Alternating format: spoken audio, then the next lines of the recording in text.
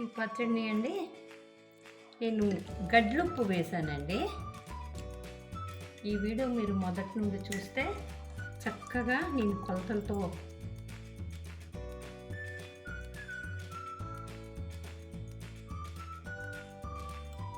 మంచిగా పండిన డబ్బకాయలండి, 3 డబ్బకాయలు చెట్టు దగ్గరికి వెళ్ళి తీసుకున్నానండి. మా దగ్గరలో ఉన్నాయి చెట్లు. ఈ డబ్బకాయ పచ్చడి చేద్దామండి ఇవాళ. శుభ్రంగా తుడుచుకున్నానండి, కడిగేసుకొని. దీని తొక్క చాలా మందంగా ఉందండి. ఇలా తీసుకొని చక్కగా నిలువుగా కట్ చేసుకోవాలండి. ఈ పచ్చడి చాలా బాగుంటుందండి. చూడండి, పండు ఈ డబ్బకాయలతో మనం పులిహోర కూడా చేసుకోవచ్చండి. పులిహోర కూడా చాలా బాగుంటుంది.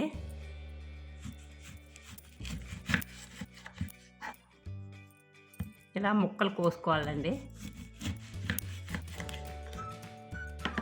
అంత పెద్ద ముక్కలు కాకుండా అంత చిన్న ముక్కలు కాకుండా కోసేసుకోవాలండి. ఈ పాటని తీసేయాలండి. ఇంకా మందంగా ఉంటుందండి దీని తొక్క కొన్ని డబ్బకాయలకి. అలాగే అంత గింజలు అన్నీ తీసేసేయాలండి.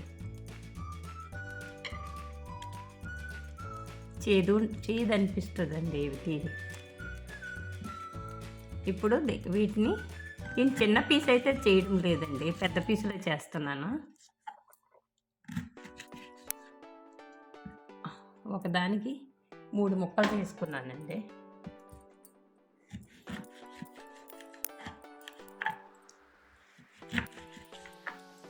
ఇలా అండి, పెద్ద ముక్కలే. గింజలు తీసుకోవాలా. ఇలా ఈ 3 డబ్బకాయలని ఇలా తీసేయాలండి. ఇలాగే కట్ చేసుకుందామండి.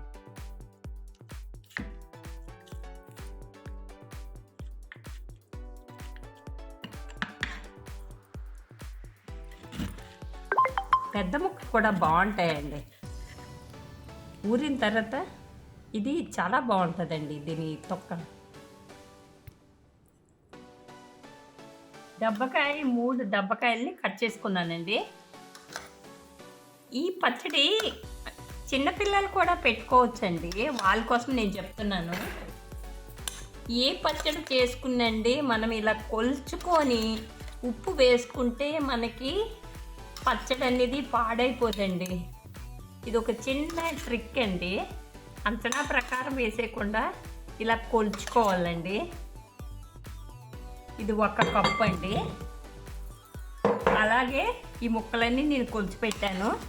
5 కప్పులండి. 5 కప్పులకి నేను వేసేస్తున్నాను. 5 కప్పులు ముక్కలండి.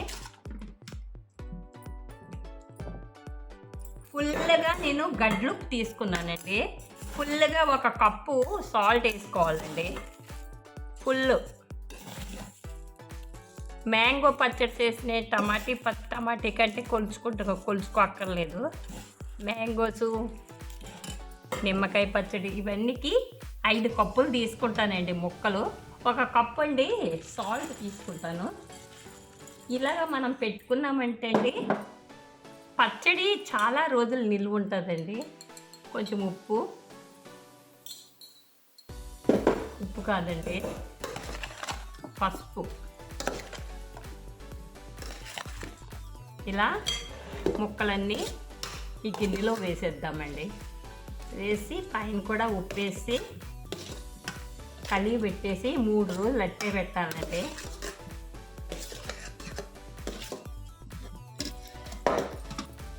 గడ్లు తీసుకుంటండి మనకి మంచిగా కొలతలు ఉంటాయి.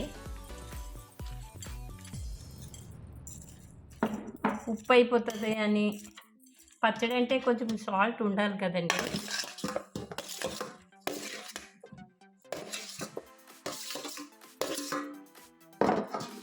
ఫుల్గా కొలుచుకొని 5 కప్పులు తీసేసుకొని 1 కప్పు సాల్ట్ వేసుకుంటండి మన పచ్చడి ఏడాది పొడవునండి అస్సలు పాడవదండి. నేను ఎండలో కూడా పెట్టనండి.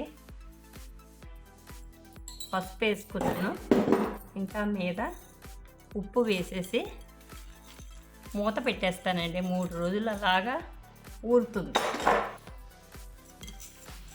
కొంచెం కొంచెం ఇలా కలిపేసుకోవాలండి. ఈ ఉప్పుకేమో ఊట వచ్చేస్తుందండి ఈవినింగ్కి. 3 రోజులు మనం ఇలాగే వదిలేయాలి గిన్నెలోను. లిడ్ పెట్టేసి నేను వదిలేస్తానండి 3 రోజులు. 3 రోజులు పోయిన తర్వాత చూపిస్తానండి. 3 రోజులు అయిందండి నానబెట్టి. చూడండి ఎంత మంచిగా వచ్చింది కదా, జ్యూసీ జ్యూసీ బాగా ఊరిందండి దబ్బకాయలు. ఇప్పుడు వీటిని మనం మసాలా కలుపుకుందామండి.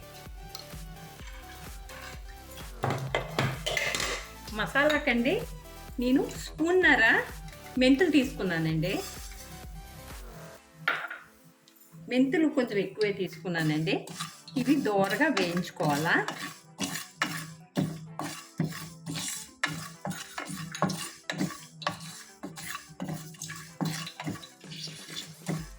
తర్వాత 2 స్పూన్లండి ఆవాలండి.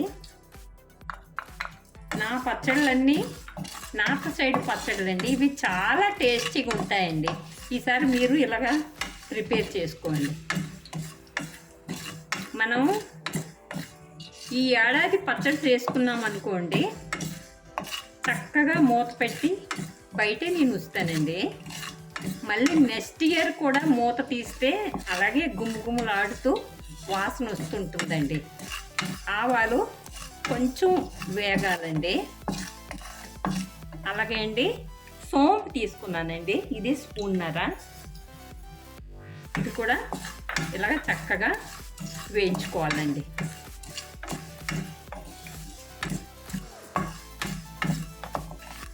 దబ్బకాయ పచ్చడికి ఇది మసాలా.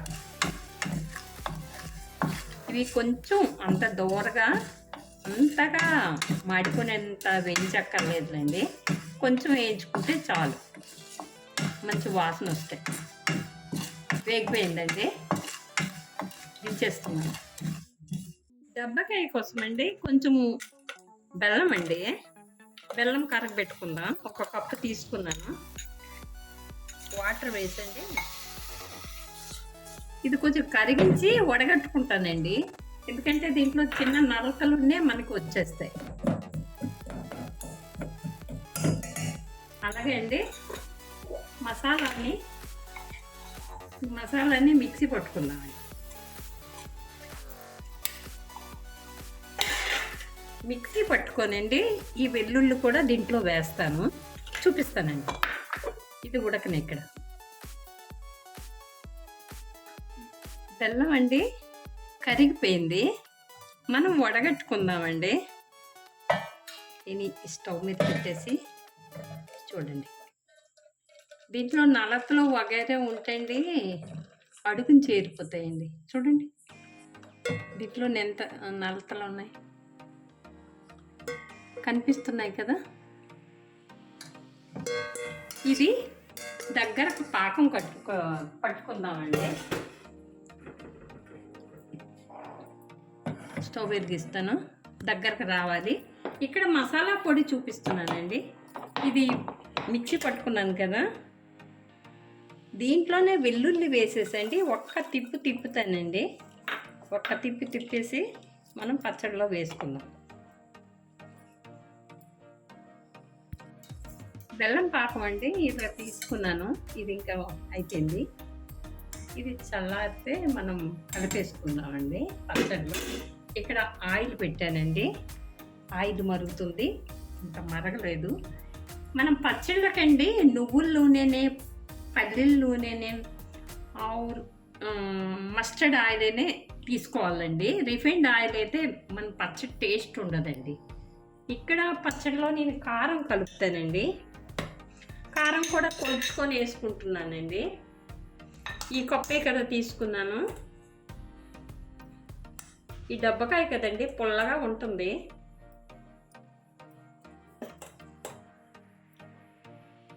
ఫుల్గా 1½ కప్పు వేసేస్తున్నానండి కారం. ఇది 3 మ్యాంగో కారం అండి. 3 మ్యాంగో కారం అండి, చక్కగా పచ్చడి ఎర్రగా ఉంటుందండి. మనకి ఎన్ని రోజులైనా పాడైపోదండి. కారం వేసానండి, కలుస్తాం. ఆయిల్ వేడవుతుందండి. ఇందాక చూపించాను కదా, వెల్లుల్లిపాయలు మసాలా ఇలాగా గ్రైండ్ పట్టుకున్నాను. ఆయిల్ వేడైతే మనం దీంట్లో వేసుకుందామండి. ఆయిల్ వేడైపోయిందండి. ముందు మిరపకాయలు అండి వేస్తున్నాను. నేనైతే పల్లీల ఆయిల్ తీసుకున్నానండి. ఇదంతా దీంట్లో వేసేద్దామండి.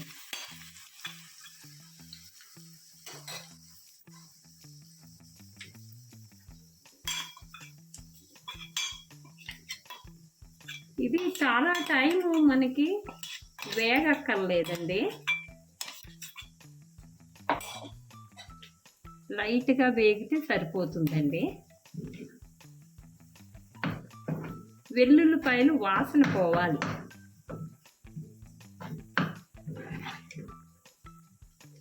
ఇక్కడ ఇది బెల్లం పాకం ఉంది చూడండి. ఈ బెల్లం పాకము చల్లబడ్డది. నేను పచ్చడిలో కలుపుకుంటున్నాను.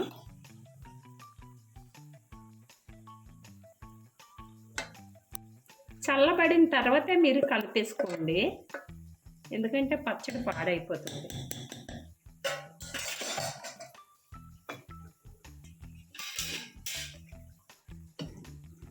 ఇది కొంచెం వేగాలండి. దీంట్లో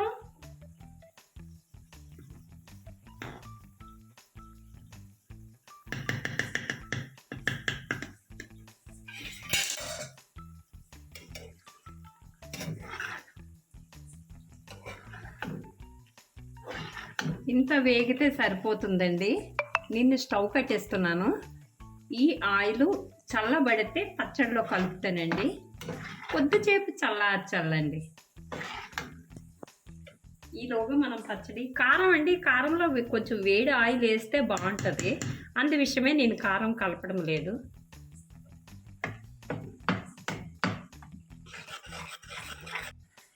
ఆయిల్ అండి చల్లబడ్డది, కొంచెం అంత చల్లబడక్కర్లేదండి.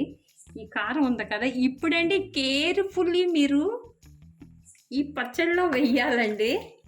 ఎందుకంటే కొంచెం ఏమైనా ఇలా వేసేసి చక్కగా పచ్చడిని కలిగి పెట్టాలండి. వేసేసాం కదా, చూడండి. ఇప్పుడు చక్కగా కలిగి పెట్టుకోవాలండి.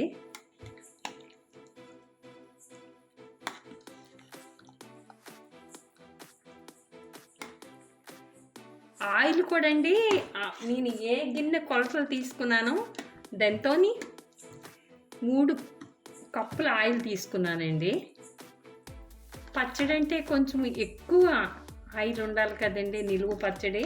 చూడండి, ఇలాగే మొత్తం చక్కగా కింద నుండి పై వరకు కలుపుకోవాలా. మనకి ఆయిల్ తక్కువ అనిపించింది అనుకోండి, మళ్ళీ వేడి చేసుకొని కలుపుకోవచ్చండి. ఎప్పుడైనా మీరు పచ్చడి చేస్తే రిఫైన్డ్ ఆయిల్ యూజ్ చేయకండి.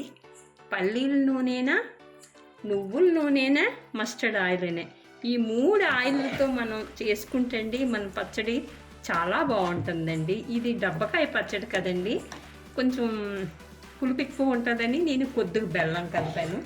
ఎంత కలర్ఫుల్ కనిపిస్తుంది చూడండి. ఇది ఇంకా ఊరిన తర్వాత అండి చాలా బాగుంటుందండి. ఇలాగే మొత్తం కలుపుకోవాలి. ఎంత రెడ్గా ఉంది కదా. ఈ పచ్చడి పాడైపోదండి, మనం అలాగా బయట పెట్టేసుకోవచ్చు.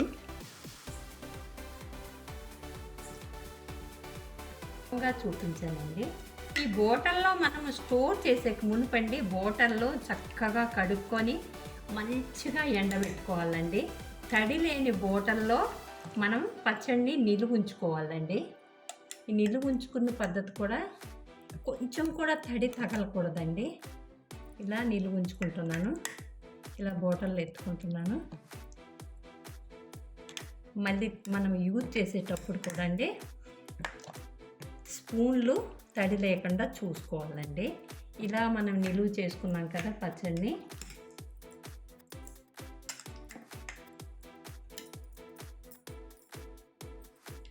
పైనండి నేను ఆయిల్ ముందే వేడి చేసి అట్టే పెట్టుకున్నాను.